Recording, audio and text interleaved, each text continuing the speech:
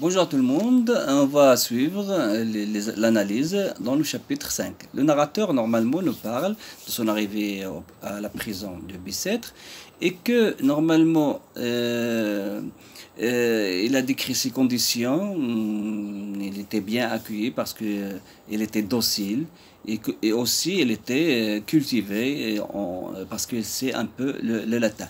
Le Victor Hugo nous montre que le narrateur, c'est pas quelqu'un qui est un analphabète, mais c'est quelqu'un qui est cultivé, donc il est docile, il est bien élevé. Il nous parle aussi de l'argot pratiqué en prison.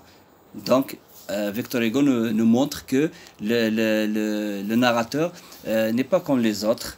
Il est cultivé, il ne sait même pas l'argot des prisonniers, donc il ne peut pas tuer. C'est pas quelqu'un qui est méchant. Voilà. Ça, c'est pour chapitre 5. Chapitre 6, donc, il parle de le monologue. C'est un monologue. Dans un monologue intérieur, le prisonnier nous dévoile sa décision. Voilà, de se mettre à écrire. Donc il veut écrire son journal intime, d'abord pour lui-même, pour se distraire, pour passer le temps, oublier ses angoisses, ses tristesses. Ensuite, pour ceux qui jugent, pour que leurs mains soient moins légères. Voilà, pour les juges, il faut arrêter de condamner à mort. Voilà. Et aussi, sa contribution, donc il va participer à abolir la peine de mort.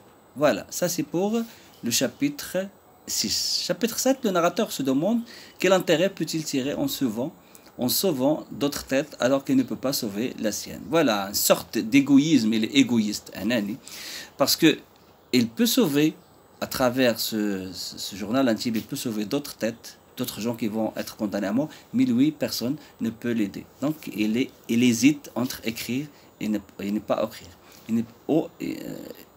Écrire ou non pas écrire.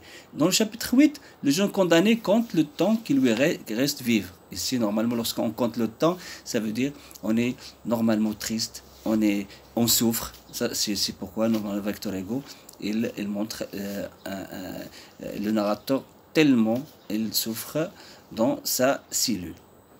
6 semaines dont il est déjà passé 5 ou même 6, il ne lui reste presque rien. Ça veut dire qu'elle est prêt, elle est à mourir. Voilà. Dans le chapitre 9, notre prisonnier vient de se faire son testament. Il pense aux personnes qu'il la laisse derrière lui, sa mère, sa femme et sa petite fille. Surtout pour la petite fille. Normalement, Victor Hugo nous montre que normalement, la petite fille, pour normalement toucher le cœur des lecteurs. Voilà, c'est pour ça le dernier qui s'inquiète le plus parce qu'il n'y a personne qui va normalement aider dans sa future. Dans le chapitre 10, voilà, le condamné décrit son cachot qui n'a même pas de fenêtre. Bien sûr, voilà, la description est toujours dévalorisante. Et Victor Hugo, à travers ce chapitre, nous dévoile une vérité que les prisons ne jouent pas leur rôle de la réinsertion et la rééducation des prisonniers. Il décrit aussi le long corridor longé par des cachots réservés aux forçats, alors que les 3 premiers cabanons sont réservés aux condamnés à la peine capitale. Donc la description est totalement négative. Chapitre 11, pour passer le temps, pour passer sa longue nuit, il se lève pour nous décrire les murs de sa cellule pleine d'inscriptions. Parce que normalement, on a vu dans les films que les cellules sont presque pleines d'inscriptions. Donc le chapitre, il lit les inscriptions murales et découvrir le nom. Voilà, d'autres personnes, mais l'image de l'échafaud crayonnée sur le roman le perturbe. Donc elle a vu l'image de l'échafaud. Voilà, et la peur. Voilà. Dans le chapitre 12, le prisonnier reprend sa lecture des inscriptions murales et découvre le nom des criminels qui ont déjà séjourné dans cette triste cellule. Donc, il y a des noms de chaque criminel. Il décrit son nom.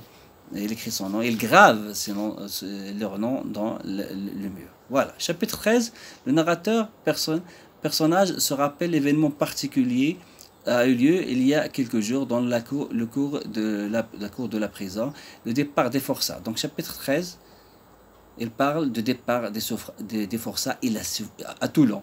Voilà, la prison des forçats, c'est pas Bicêtre, mais Toulon. Donc il décrit la souffrance des forçats. Et dans ce chapitre, le narrateur, il il a dit que c'est mieux être condamné à mort au lieu d'être condamné au forçat. Le départ des forçats au bain de Toulon nous rapporte cet événement comme un vrai spectacle en 3 actes, la visite médicale, la visite du geôlier et le ferrage. Donc il y a 3 actes.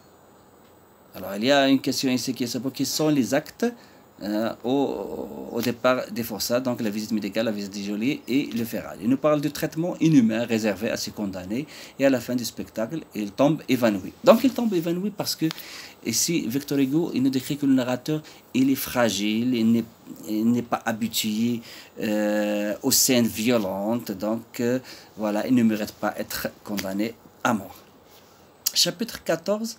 Quand il revient à lui, il se trouve dans l'infirmerie. D'une fenêtre, elle peut observer les forçats partir tristement, nus, sous la pluie au bain de Toulon. Elle préfère plutôt mourir que les travaux forcés. Voilà, ici, normalement, il nous montre aussi la souffrance des forçats, voilà, et le traitement inhumain des geôliers et des gardiens avec ces forçats. Voilà. Chapitre 15, le prisonnier dans sa cellule, bien sûr. Il avait senti un peu de liberté dans l'infirmerie, mais voilà qu'il a repris l'idée de la mort qu'il pense à s'évader.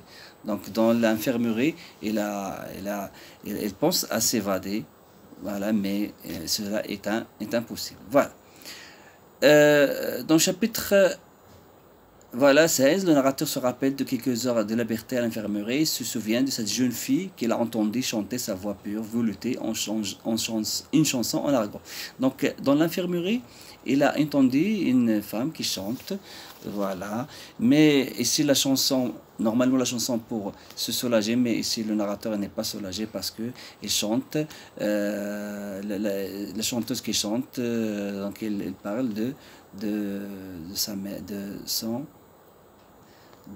normalement